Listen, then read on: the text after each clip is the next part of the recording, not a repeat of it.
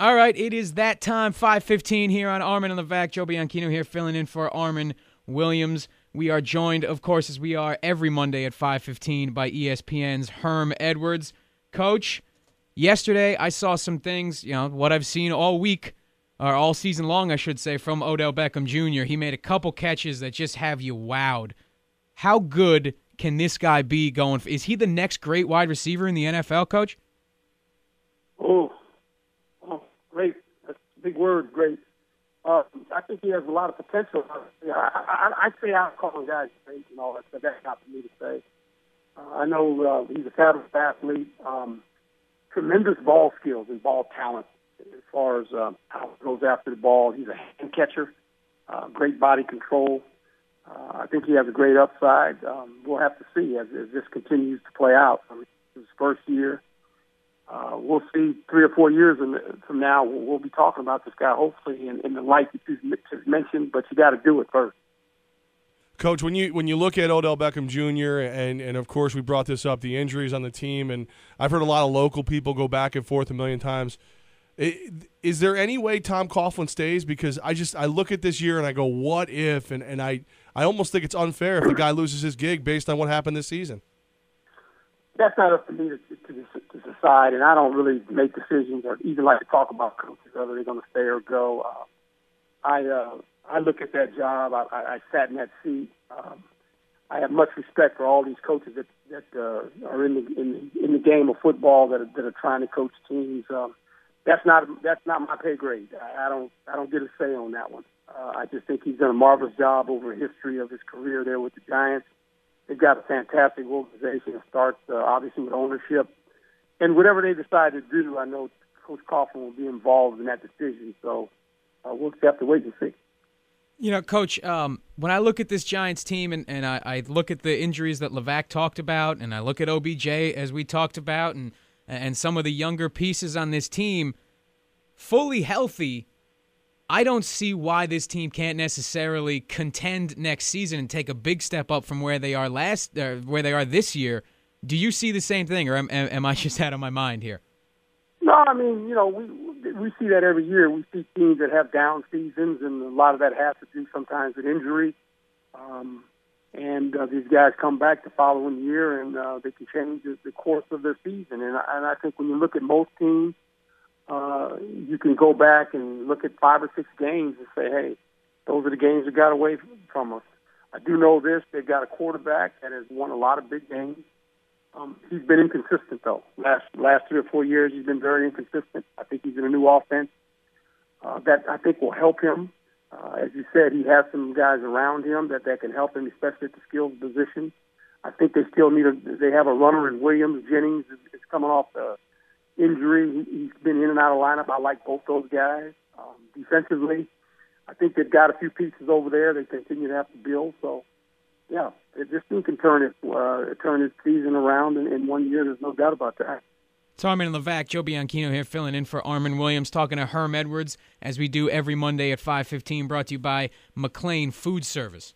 Coach, I know that you don't ever comment on whether a coach should stay or go, but SB Nation did a whole article, and apparently Jets players came forward and said there was a toxic relationship between Rex Ryan and offensive coordinator for the Jets, Marty Morningwig. Have you ever had a dynamic as a coach where one of your coordinators and you just were so philosophically different it just couldn't work? I think that happens a lot. I mean, that happens. I don't know if it's philosophically. I just think at times when you hire a staff, as a coach, sometimes it just doesn't work out, especially as a head coach. And it's not like the guy's not a good coach.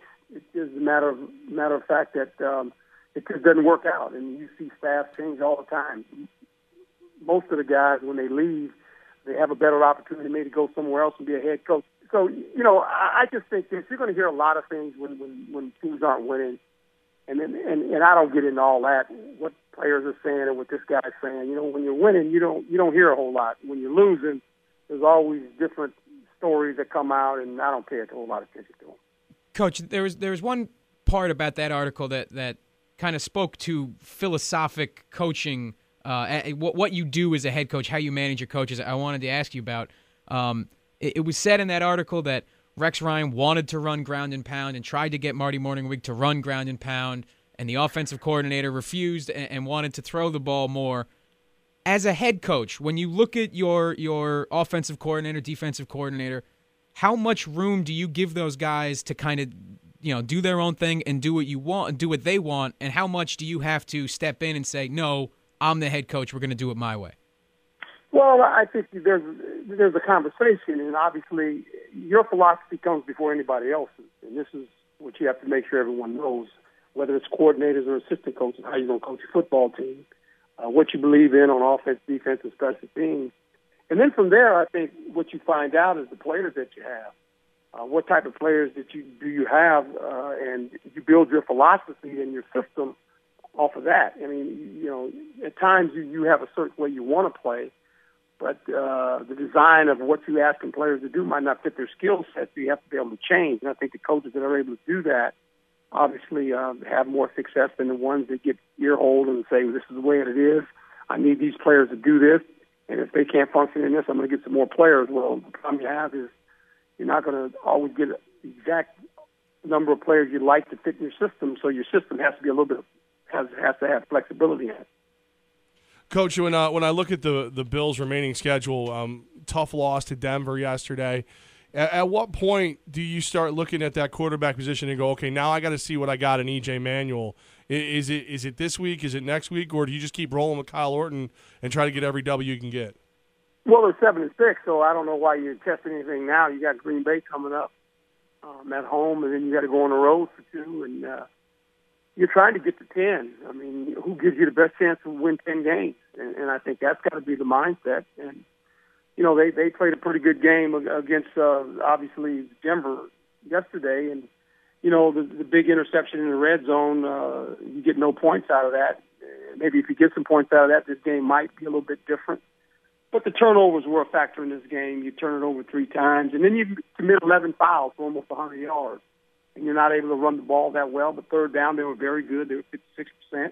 They were 67% in the red zone and really possessed the ball more than Denver. But the turnovers get you. And obviously the fouls get you. And this is why you end up on the bad side of the win column. It's Armen Levack, Joe B here filling in for Armen Williams. Herm Edwards talking to us, brought to you by McLean Food Services. Coach, there's a hit in last night's game. Brandon Browner hits Ladarius Green, called for the helmet-to-helmet penalty. I think the defenseless receiver penalty is is inarguable. I mean, he was defenseless, but they called it helmet-to-helmet, and that kind of started an uproar we've heard before that it's time to make helmet-to-helmet calls reviewable. As a former coach, as an analyst, is that something you want to see where we go to the tape more just to make sure that we get the call right in that regard specifically?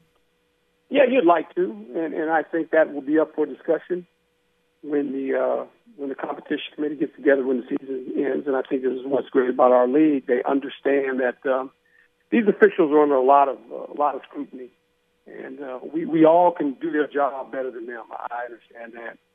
These guys never have a home game. When your team loses, obviously, the first thing you look at is you look at the quarterback, the head coach, or the official school make a call you didn't like. And so I get all that. I just think at the end, it's a very fast game, and sometimes these guys aren't quite in position to see what exactly happened, and they got to make a call. Obviously, there's a replay system that they can go to, but you don't want to stop every play because then it becomes more than a 3-hour game. Whether we like it or not, this game is built for television. This is why it's so successful. And once it gets over 3 hours, that's never good. So we have to wait and see what the competition committee decides to do. Hey, Coach, I had an interest. As soon as I saw this thing happen yesterday, I thought of you because I know you're a no-nonsense guy. Jeff Fisher, well regarded as one of the good guys in the league, kind of zings the Redskins in the beginning by sending out all the players that the Rams were able to acquire as part of the RG3 trade. What were your thoughts on that? I didn't think anything about it, to be quite honest. Jeff Fisher's a fine football coach. Yeah. That's what you guys have discussed. That's not, I don't comment on stuff like that. That's not, I don't have an opinion either way. I was just, because you've been on the field and you've always been, as far as respect goes, you're amazing. Listen. Don't try to compare me with other coaches. Every coach has his own way of doing it. And I'm not going to sit here and say what Jeff did was wrong. No. He's the head coach. I just meant if it happened across from you. The question you're trying to say is, well, I would have done that. What do I think about it? Yeah. Like, it ain't for me to think about it. It's just Jeff. That's what Jeff wanted to do. He got a right to do it. It's okay. I mean, we're making a big deal out of nothing. Okay. We like creating stuff. That is kind of what I do. The Rams are playing pretty dadgum good, by the way. Yeah, absolutely. Let's talk about the Rams. Let's don't talk about the guys who go out there for the coin toss. They got nothing to do with the game. How close are those Rams? Well, I think they're a team that's obviously in need of a quarterback. Some consistency out of a quarterback. Then they're going to be pretty good. Their defense is playing like we thought they were going to play earlier in the season, which they struggled. They've kind of found a running game. They'll be very difficult to play at home. They've already beaten some pretty good football teams. And I think going forward, if you play them, you're a little bit nervous about playing them right now. Because if you're a playoff team and you got to play the Rams, they could knock you out of contention. It's Armen Levack, Joe B and Levack here, filling in for Armen Williams, talking to Herm Edwards as we do every Monday at 5:15, brought to you by McLean Food Services. And, Coach, you mentioned consistency at the quarterback position. The 49ers right now not getting a ton of it. You look at Colin Kaepernick. This is a guy 2 years ago people were saying might be the future of the NFL. This is a guy, the young dynamic quarterback in the league. Clearly, at least in our estimation, is taking a step backward. What is going on with Kaepernick and that 49er offense in general right now? Well, I think that's why you have to worry about it. That's why you always have to concern yourself when you start saying people are going to be great. Okay? We just had a conversation earlier about we thought he was great. Mm-hmm. Let's let it play out first. And I think history will always kind of let things play out. And I think we get too far ahead of ourselves at times when players have seasons and we want to anoint them. You got to let it play out. He's a guy with a lot of talent. He's trying to learn to play quarterback from inside the pocket. That's difficult. We've seen guys, not only Kaepernick, struggle with this. We've seen Robert Griffin struggle with this, by the way.